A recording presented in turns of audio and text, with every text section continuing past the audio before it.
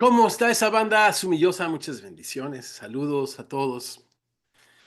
Muy contento de que estemos todos alrededor de la preciosa palabra de Dios, con el corazón dispuesto por el Señor, experimentando un milagro para escuchar su voz y responder a ella. Queremos, tendría que haber dicho, pero no está Gavita ya acá. Quisiera y queremos el equipo de Semilla que vieran este video. Tenemos un pequeño chat. Y en este chat estamos generando una conversación alrededor de nuestras reflexiones en Romanos. Muchos de nosotros hemos decidido leer esta carta que en el pasado hemos leído y estudiado con ojos frescos. Y estamos provocando mucha conversación. Pero también estamos inspirados por Pablo, tratando de retomar disciplinas espirituales que creemos que estas disciplinas al final del día impactan nuestro crecimiento espiritual, hacen la diferencia en el crecimiento espiritual. La semana pasada, hablando de Pablo y sus disciplinas espirituales, le vimos incansable compartiendo en el Evangelio, pero también le vimos en esas disciplinas agradeciendo, intercediendo, orando, predicando el Evangelio. Y nosotros estamos retomando una disciplina muy importante que es el guardar, que es el atesorar, o como comúnmente se le conoce, memorizar la palabra de Dios. Entonces, pusimos un reto a nivel sensei. Chicos, aprendámonos la introducción de Pablo, los primeros 7 versos, y fue lo que hicimos en este chat virtual al que estás invitado. Es más, de una vez ponemos el QR por allí. Si quieres ser parte de esta conversación a través de la semana en Romanos, no tenemos la intención de compartir absolutamente nada más que todo lo que tiene que ver con Romanos para edificar nuestra fe y experimentar también este sentido de comunidad. Y bueno, es allí que pusimos los videos de las personas que memorizamos los 7 primeros versos de Romanos 1. Y entonces el equipo de producción hizo un pequeño collage. Disfrútenlo. Romanos 1, de los versos 1 al 7. Pablo, siervo de Jesucristo, llamado a ser apóstol, apartado para el Evangelio de Dios que Él había prometido antes por sus profetas en las Santas Escrituras, acerca de su Hijo, nuestro Señor Jesucristo, que era del linaje de David según la carne, que fue declarado Hijo de Dios con poder, según el Espíritu de santidad, por la resurrección de los muertos, y por quien recibimos la gracia y el apostolado para la obediencia a la fe, en todas las naciones por amor de su nombre, entre las cuales estáis vosotros, llamados a ser de Jesucristo. A todos los que están en Roma, amados de Dios, llamado a ser santo, gracia y paz a vosotros, de Dios nuestro Padre y del Señor Jesucristo. Romanos 1, del verso 1 al 7. Otra vez creemos que estas disciplinas espirituales son las que al final impactan el crecimiento espiritual de una persona. Vamos a hacer un registro de todos los versos que nos estemos aprendiendo, atesorando, guardando en el corazón de Romanos, para mientras progresamos en la carta, poderlos estar repitiendo y hacer videos como este que nos animen y que nos inspiren otra vez a esas prácticas espirituales que al final hacen la diferencia en el crecimiento del discípulo. Los siguientes versos a memorizar son justamente los que vamos a reflexionar hoy, el verso 16 y 17. ¿Ok? 16 y 17, nuestros moderadores ya tienen las preguntas, así es de que vamos a leer, vamos a poner algún sentido a la lectura, reflexionar un poco y continuar o complementar, mejor dicho, la enseñanza con nuestra conversación. De manera que todos vamos a aprender de todos. Este es un ejercicio, pues, que leemos en el Nuevo Testamento, donde era esta lectura discursiva. ¿Y qué es esta lectura discursiva? Donde el transmisor se convertía en el receptor y donde el receptor se convertía también en el transmisor. Bienaventurado uno que lee, muchos que escuchan, muchos que guardan, ¿verdad? Eran cartas leídas a comunidades que a su vez comentaban, compartían y se edificaban mutuamente. Abramos nuestras Biblias en el capítulo 1 de Romanos, comenzando en el verso 16. Romanos 1, verso 16.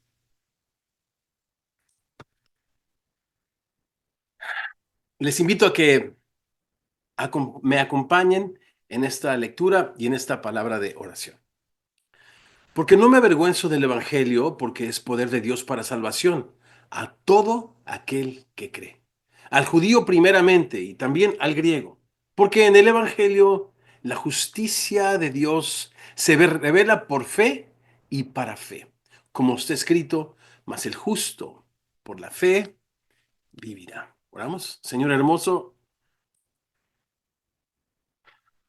habría de llegar la hora y ahora es, Señor, cuando los que estuvimos muertos escucharíamos tu voz, Señor, y los que por una actividad sobrenatural de tu Espíritu Santo la escuchásemos con fe, viviríamos. Señor, abre nuestros ojos para que veamos en tu palabra las maravillas de tu ley y contemplando, Señor, en ella tu gloria como en un espejo, sigamos siendo transformados a tu imagen como por tu Espíritu, es lo que oramos cotidianamente los semillosos quienes decimos así sea. Amén y amén. Una carta como Romanos, con tanto contenido, podría dejar de leerse como lo que es, una carta, para leerse como un tratado teológico. De leerla de esa manera, desconectaríamos sus diferentes secciones una de la otra. Y así nos perderíamos en conceptos teológicos, términos estrictamente doctrinales que aunque muy ciertos y ni se diga muy útiles, podrían sustituir fácilmente, empañar lo que Pablo está tratando de decirnos en esta carta argumentativa, donde entreteje sus diferentes temas para presentarnos lo que parece ser su tema central, el Evangelio de Jesucristo. Es bien interesante que las 11 veces que aparece esta palabra, el Evangelio, aparece tanto al principio como al final de la carta, formando esto que literariamente se le conoce como un inclusio. Y no es sino este paréntesis literario que descubre el tema, en este caso de esta carta, y que dice de una manera literaria que todo el contenido está respaldado por lo que es el tema central. Repito, estas 11 veces que aparece en el Evangelio, tanto en la introducción como en la conclusión. Ahora, imaginémonos por un momento que Romanos es una sinfonía en 4 movimientos. Y si han escuchado esta ilustración, creo yo que es una muy buena ilustración que deberíamos de considerarla junto con el bosquejo que de una manera natural esta también ilustración presenta, ¿no? Una sinfonía en 4 movimientos. El primer movimiento, capítulo 1 al 4. El segundo movimiento, 5 al 8. Hay gente que pone el capítulo 5 como parte del primer movimiento. Hay personas como su servidor que se ven o se inclinan más a ponerlo o a observarlo como parte del segundo movimiento. Evidencias de la justificación. Capítulo 9 al 11 es el tercer movimiento y finalmente el movimiento 12 al 16. Cada movimiento de la obra se construye a partir de motivos melódicos, conservando esta idea de música, ¿no? Rítmicos, armónicos, compartidos, los cuales se desarrollan en su propio contexto único. Aunque cada movimiento puede parecer independiente, juntos tejen una narrativa unificada, como capítulos de una misma historia, o musical o literaria, ¿verdad? Estos motivos actúan como hilos conductores que, al entrelazarse, revelan la esencia central de la obra, logrando un equilibrio entre la individualidad, ¿verdad? El leerla como un tratado teológico y ver los temas individuales, y la cohesión en su conjunto. Claro que hay que entender cada uno de los temas. Claro que como en una sinfonía hay que irlos escuchando, pero al final del día no desprendernos del argumento que en su totalidad, en este estilo literario, carta argumentativa, Pablo nos presenta.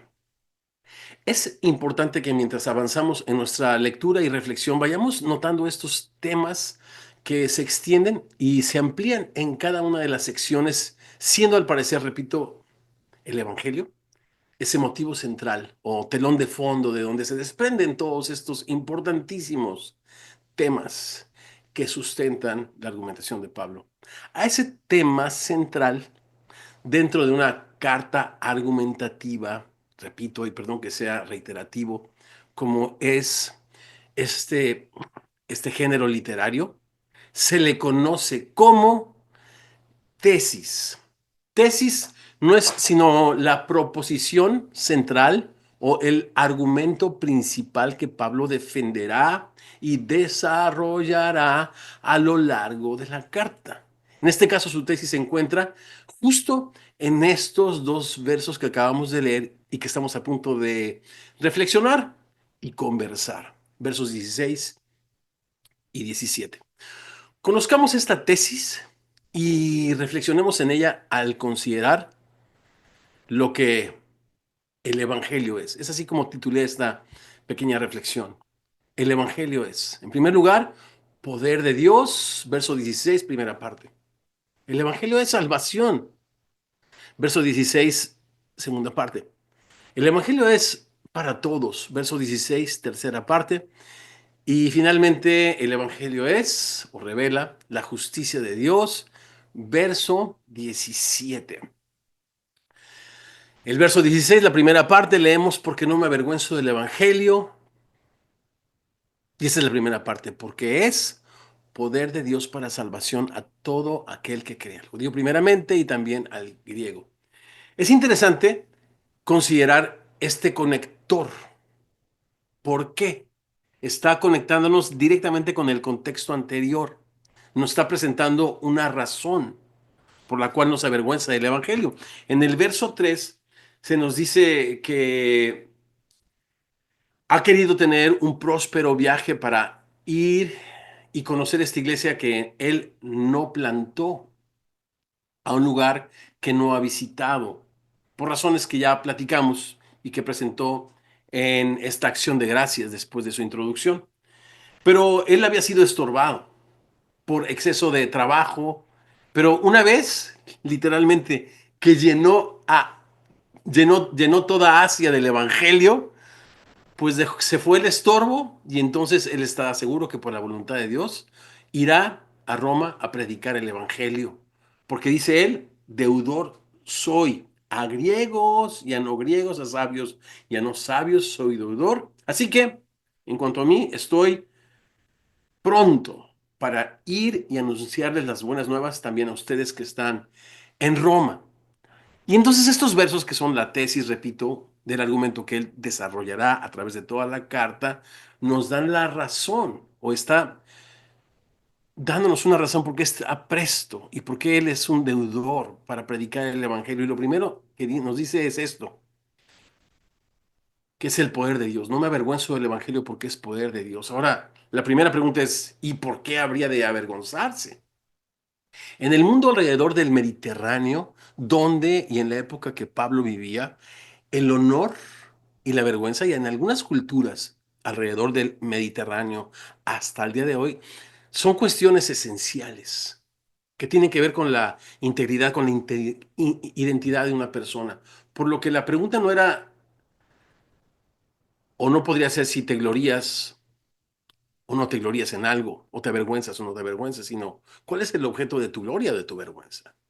¿Predicar un Mesías humillado? ¿Predicar un Mesías crucificado? De ninguna manera podría parecer en esa cultura un papel honorable.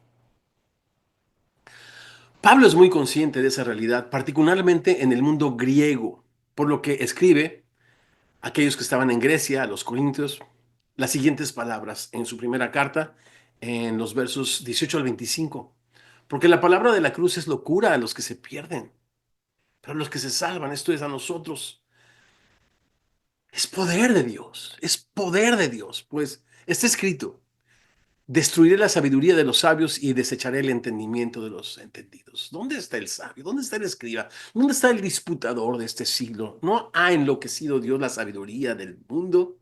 Pues ya que en la sabiduría de Dios El mundo no conoció a Dios mediante la sabiduría, agradó a Dios salvar a los creyentes otra vez, Él sabe, es una locura, la locura de la predicación. Los judíos piden señales, pero los griegos buscan sabiduría. Pero nosotros predicamos a Cristo crucificado. Es interesante. Nosotros predicamos a Cristo crucificado. Para los judíos, ciertamente tropezadero. Para los gentiles, locura. Para los griegos, ¿no? Locura. Pero para los llamados, así judíos como griegos, Cristo otra vez, poder de Dios y sabiduría de Dios, porque lo insensato de Dios es más sabio que los hombres y lo débil de Dios más fuerte que los hombres. Y otra vez la pregunta, ¿cómo podríamos avergonzarnos, Pablo o cualquiera de nosotros, de aquel que no se avergonzó por nosotros? Hebreos capítulo 12, versos 1 y 2, dice así: Por tanto, nosotros también, teniendo en derredor nuestro tan grande nube de testigos, dice así, despojémonos de todo peso y del pecado que nos asedia y corramos con paciencia la carrera que tenemos por delante. Fíjate este verso 2, puestos los ojos en Jesús, el autor y consumador de la fe, quien por el gozo de salvarnos, por el gozo de glorificar a su Padre. Puesto delante de él, dice, sufrió la cruz y menospreció el oprobio. Esta palabra significa deshonra, humillación y vergüenza. Entonces otra vez leo el verso 2. Jesús es el autor y es el consumador de nuestra fe, quien por el gozo puesto delante de él, sufrió la cruz menospreciando la deshonra, la humillación y la vergüenza asociada con tan cruel y terrible muerte, cual no había visto ni ha vuelto a ver una ejecución de tal calibre, no solamente de horror y de sufrimiento, sino de deshonra. Y dice, y se sentó a la diestra del trono de Dios. Por lo que Jesús mismo es quien alerta a sus discípulos con las siguientes palabras. Te dice y me dice a mí, porque el que se avergonzare de mí y de mis palabras, en esta generación adúltera y pecadora. Ay, chicos, y esto lo he platicado con algunos de ustedes. A veces siento mucho más predispuesta o indispuesta a la comunidad cristiana de abrir la Biblia que las mismas personas que tienen sed y hambre de saber qué Dios tiene que decirles. Es increíble.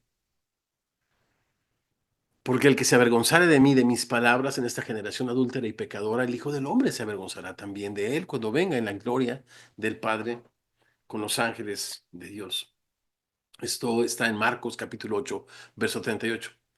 Ahora, la primera razón que nos da Pablo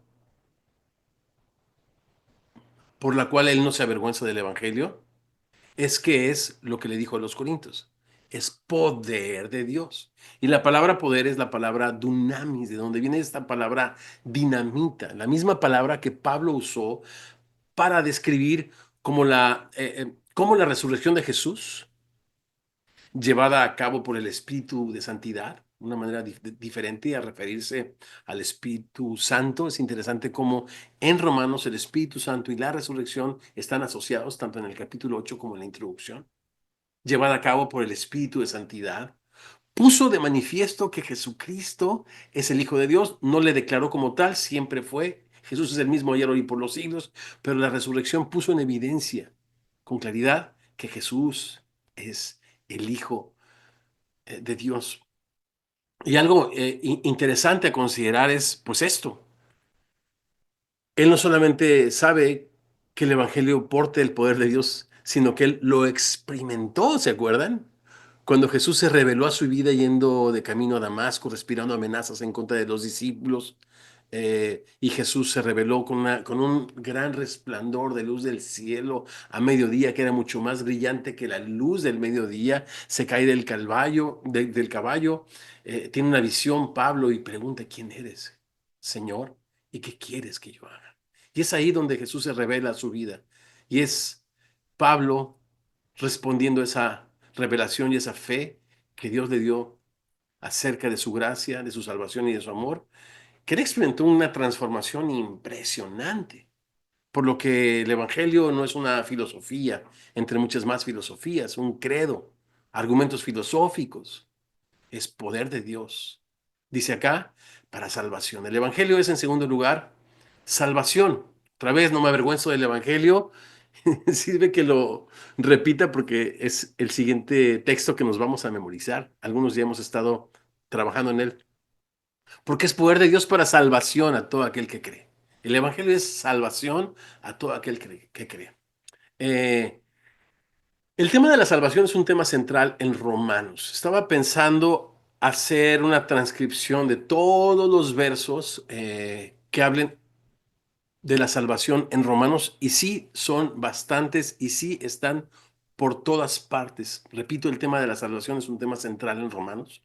Uno de esos motivos que corren de principio a fin a través de uno de sus argumentos con los que habla el Evangelio de Jesús. La salvación, pues, es la meta que persigue Pablo al presentar el Evangelio y presentárnoslo en esta carta durante nuestra lectura. Yo quiero invitarles a que subrayen todo lo relacionado con salvación. Si te nos añadiste, y estoy súper contento y también agradecido de que hayas aceptado la invitación de que nos acompañes en esta tarde, noche, y más aún, si propusieras en tu corazón quedarte hasta el final de la carta con nosotros, sería una bendición para todos, incluyéndote, sin duda, ¿no? Te platico algo, que comenzamos hace 3 semanas haciendo lo que le llamamos el reto de Romanos. Y el reto de Romanos es sentarnos y por espacio de 50 y algo de minutos, una hora, un poquito más, leer la carta de principio a fin, como se leen las cartas. Y con una sola palabra, tratar de describir el sabor de boca que esa lectura nos dejó. Eso lo hicimos bastante. Pero ahora estamos muchos de nosotros en una segunda y tercera leída. Si estás en la segunda o tercera leída, yo te invito a que leas y vayas a todos los lugares donde aparece la palabra salvación o las palabras relacionadas a salvación. Salvar, salvado, salvación. Y que pudieras en un cuaderno transcribir esos versos, observar el contexto inmediato anterior, posterior, y que tú digas cómo usa Pablo esa palabra salvación. Y al final de toda tu transcripción, que hagas un resumen de todo lo que aprendiste.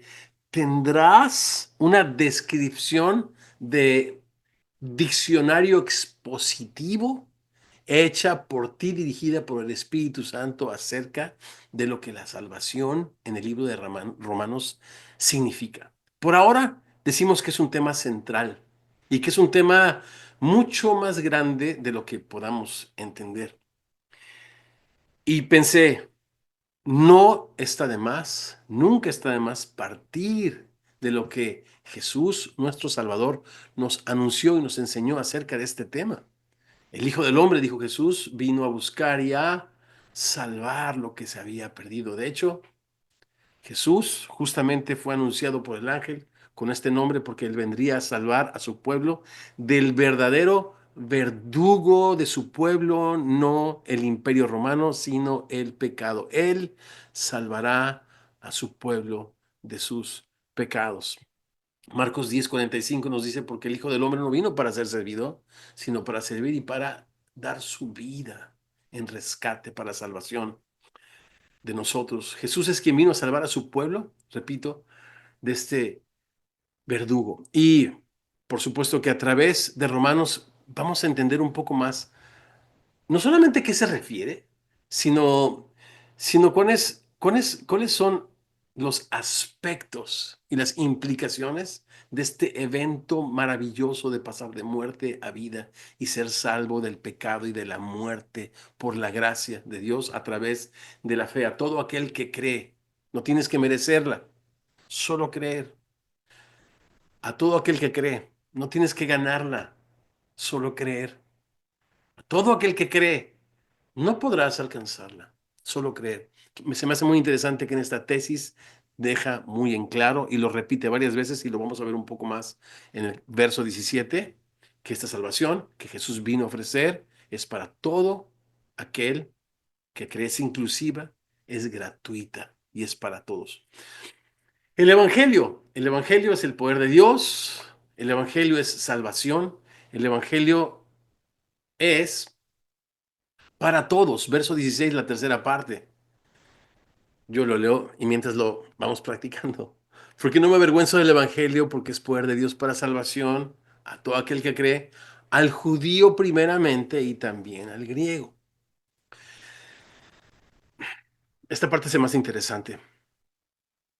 Y lo primero que tenemos que decir al respecto es que una lectura superficial podría hacernos pensar que Dios hace acepción de personas.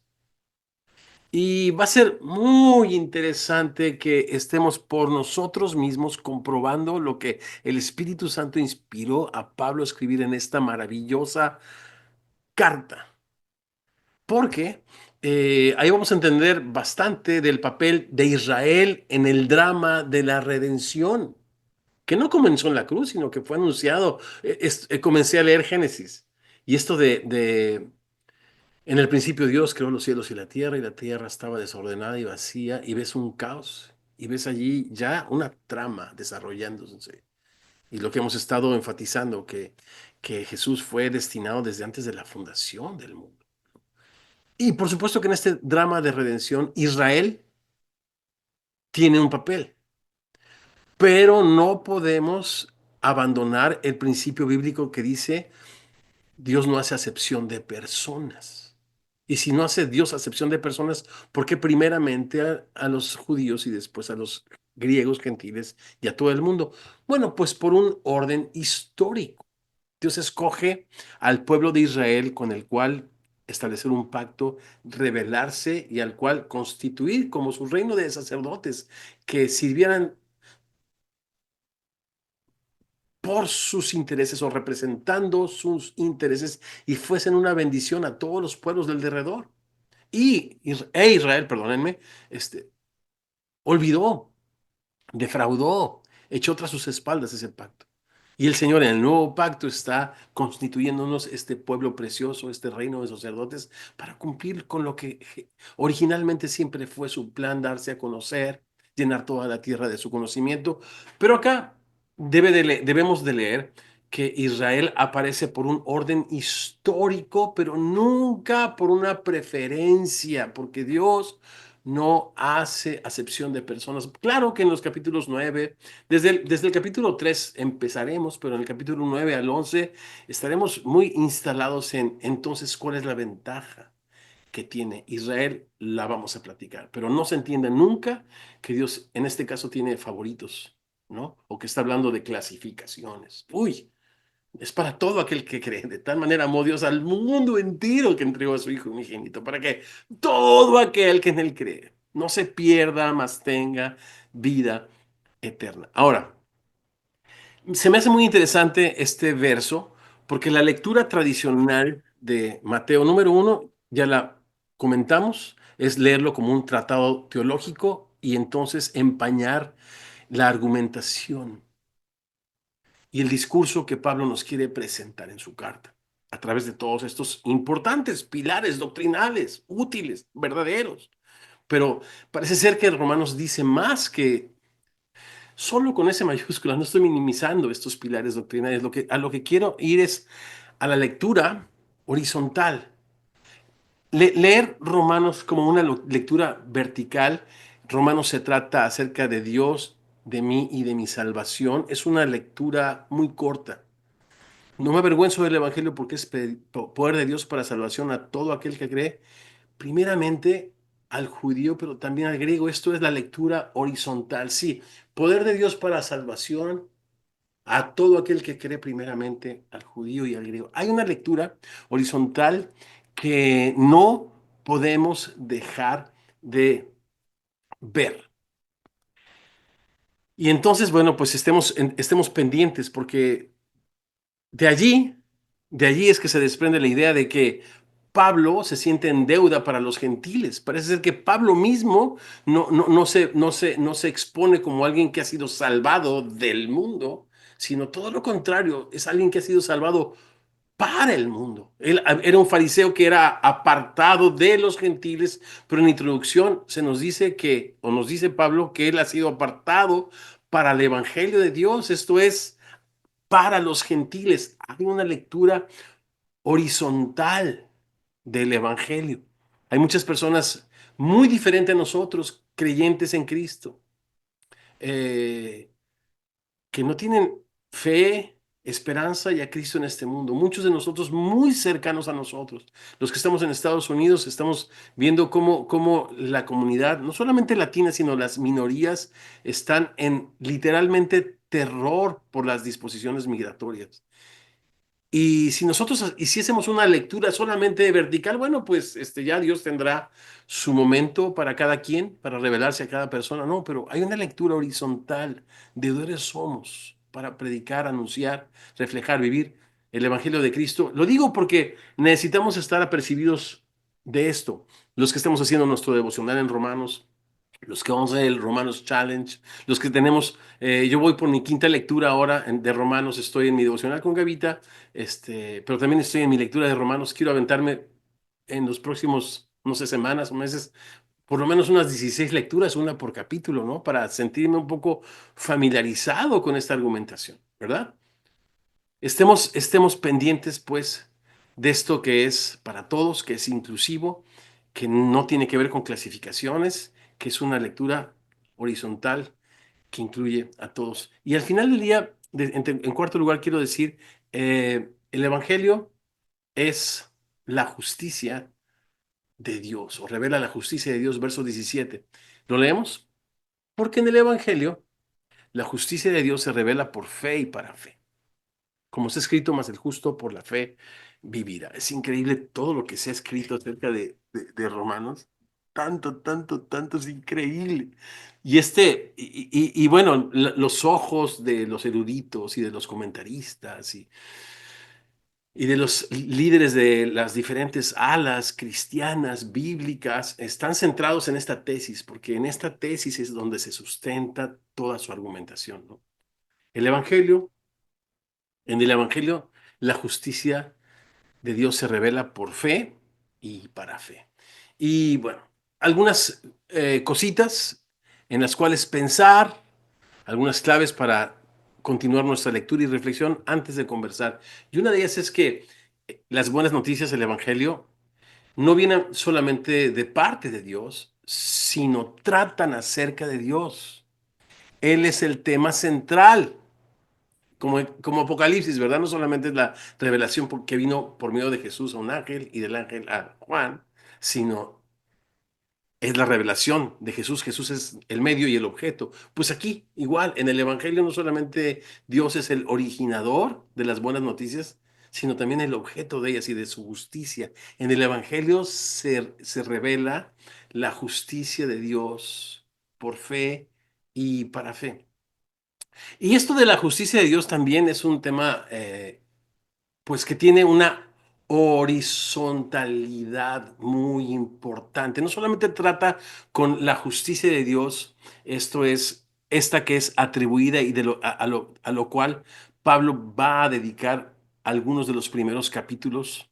El reconciliarnos con Dios a través de la sangre de su Hijo Jesucristo, esta justicia, esta correcta relación que el hombre puede tener, no en base a sus obras, en base a los méritos de Jesucristo, quien es nuestra justicia. Y también en toda la Biblia hay una lectura horizontal acerca de la justicia de Dios. Y Pablo va a hablar de esa justicia y de los efectos de la salvación en el capítulo 8 y a partir de ahí hasta el capítulo 16, también una de nuestras preguntas al comenzar a leer la carta ¿es una carta doctrinal o es una carta práctica? ¿Es teórica o es práctica? Y parece ser que Ambas son dos caras de la misma moneda y tratar de desprender una de la otra es quitarle o arrancarle o desprender de Romanos su esencia. Y una de ellas también es la justicia de Dios. Y lo que la Biblia enseña, no solamente esta justicia que Dios atribuye a aquellos que venimos a confiar en Jesucristo, sino esta justicia que ahora a través de lo que hemos sido declarados justos delante de Dios, Dios revela acerca de su carácter. En otras palabras, nos pone en una correcta relación con Dios para nosotros ser agentes de su justicia y poner este mundo roto también al derecho y reflejar su gloria. Y de eso vamos a hablar más en el capítulo 8. Pero mira, pensé en que el Salmo 146 pudiera ayudarnos un poco de la revelación de su justicia. No solamente el declararnos justos, sino revelar el carácter justo de Dios. Alaba alma mía al Señor. Alabaré al Señor en mi vida, cantaré salmos a mi Dios mientras viva. Verso 3, Salmo 146. No confíen en los príncipes ni en hijo de hombre, porque no hay en él salvación. Sale su aliento y vuelve a la tierra. En ese mismo día perecen sus pensamientos. Bienaventurado aquel cuyo ayudador es el Dios de Jacob, cuya esperanza está en el Señor su Dios, el cual hizo los cielos y la tierra, el mar y todo lo que en ellos hay, que guarda verdad para siempre, que hace justicia a los agraviados. ¿Y cómo nos habló el Señor acerca de esto, verdad? Que si vuestra justicia no fuese mayor que la de los fariseos y los escribas, solamente que querían lucir justos ante los hombres. Pero Dios quiere con su justicia cambiar nuestros corazones a fin de hacernos instrumentos de justicia. Para esto, para lo que está en su corazón. ¿Qué está? Eh, Hacer justicia a los agraviados, dar pan a los hambrientos, libertar a los cautivos. Esto es parte del manifiesto en Lucas capítulo 4, cuando Jesús está en Nazaret leyendo al profeta Isaías, ¿se acuerdan? Abrir los ojos de los ciegos. Es parte del evangelio, la proclamación de su justicia, la revelación de su justicia. El Señor levanta a los caídos, el Señor ama a los justos, Jehová guarda a los extranjeros, al huérfano y a la viuda sostiene, y el camino de los impíos trastorna. Reinará el Señor para siempre tu Dios, oh Sión, de generación en generación. Aleluya. Y chicos, yo les invito a que respiremos hondo y que le preguntemos al autor de la Biblia, que es el Espíritu Santo, que nos muestre la justicia de Dios. Yo les reto. El único libro cuyo autor se sienta a tu lado cuando lo lees y está listo para que le hagas todas las preguntas es la Biblia, ¿no? Y a veces algunas personas, yo en el pasado me sentía incómodo por no entender esto de, bueno, Pablo está hablando de esta justicia que es atribuida al creyente por la fe con la cual el creyente está puesto en una correcta relación con Dios, o está hablando de este tipo de justicia que estaba también en la mente de Pablo como buen judío, donde Dios pone ahora al cosmos, a su creación, al mundo entero en una correcta relación con su prójimo. De eso también va a hablar Romanos. Por eso dice que judíos y gentiles para unos y para otros, y va a tomar bastante tiempo hablando de esos temas. Y mi invitación es que no pienses que una lectura necesariamente desplaza a la otra lectura. Si estás muy acostumbrado a una lectura, bueno, considera que la otra es parte, es la otra cara de la misma moneda y que ambas cuentan toda una historia. Somos salvos no del mundo, sino salvos para el mundo que anhela la manifestación gloriosa de los discípulos de Jesucristo, ¿no? En todo este estrés que está viviendo la frontera, eh, los discípulos nos preguntamos, Señor, ¿cómo pudiésemos ser la respuesta a la oración, al clamor y al dolor de las personas que sufren, que no te conocen? Señor, portamos la esperanza del mundo, el evangelio, que es el poder de Dios, es la salvación de Dios, que es para todo aquel que cree y que revela tu corazón, tu justicia, que es atribuida, claro, verticalmente a aquellos que creen, pero que también es manifestada por aquellos que creen a un mundo roto para ser visible. Somos la luz, la sal de la tierra, la luz del mundo. Está en completa consistencia con todo el consejo de Dios, con la enseñanza de Jesucristo. El problema es que pudiésemos ver a Romanos como un tratado teológico y dejar de ver estas hermosas realidades que danzan, ¿no? Estas verdades que danzan con la enseñanza de Jesús, con la enseñanza de los profetas, con todo el consejo de Dios. Muy bien. Por fe y para fe, mi último comentario es, se ha dicho mucho, se ha escrito mucho acerca de eso, pero parece ser, por el contexto de la carta de Romanos, que lo que Pablo está diciendo es por fe y solo por fe. No hay nada más que hacer. Eso está consistente con todo lo que dice la Biblia. De hecho, Pablo está citando aquí a Habacuc, como está escrito, el justo por la fe vivirá, vivirá por fe. Y cuando tiene fe, verdaderamente experimentará la vida. Y solamente antes de ir a nuestra conversación rápido y aprender unos de otros, les recuerdo esta conversación que tuvo Jesús con el joven rico que le preguntó, Señor, ¿qué haré para heredar la vida eterna? ¿No? Qué absurdo. Versos antes, Jesús decía que el que no sea como un niño, el que no reciba, verso maravilloso, verbo maravilloso en el Nuevo Testamento, recibir. El reino de Dios se recibe como un niño. El que no reciba el reino de Dios como un niño no entrará en él. Y llega este hombre rico que acostumbrado a comprar, a merecer, a ganar. ¿Qué podría hacer, Señor, para ganar la vida eterna? Tiene una conversación muy interesante con él. Pero esta conversación deja en claro que no hay cosa que el ser humano pueda hacer para ganar, para conseguir, para merecer. Porque si el hombre pudiese conseguir la vida eterna, la pregunta es ¿por qué tuvo que morir Jesucristo? Jesús dice ser el camino al Padre y Jesús dice que nadie va al Padre sino por él. Y la Biblia enseña que el hombre es salvo por gracia. Y el medio es la fe, y acá dice Pablo, por fe y solo por fe, ¿no? Para que nadie se jacte y se pare el cuello delante de este Dios precioso que nos ha amado tanto en su Hijo Jesucristo. Sus buenas nuevas son, pues, el poder de Dios, es salvación, todos estamos incluidos y a través de ellas es que manifiesta la justicia de Dios, que es atribuida al que cree, pero también es manifestada a través del que cree a un mundo roto para ser instrumentos de su justicia, de su misericordia y de su amor. Chicos, ¿les parece que vayamos a conversar y regresamos para que los que estemos listos tomemos juntos la cena del Señor? Vamos.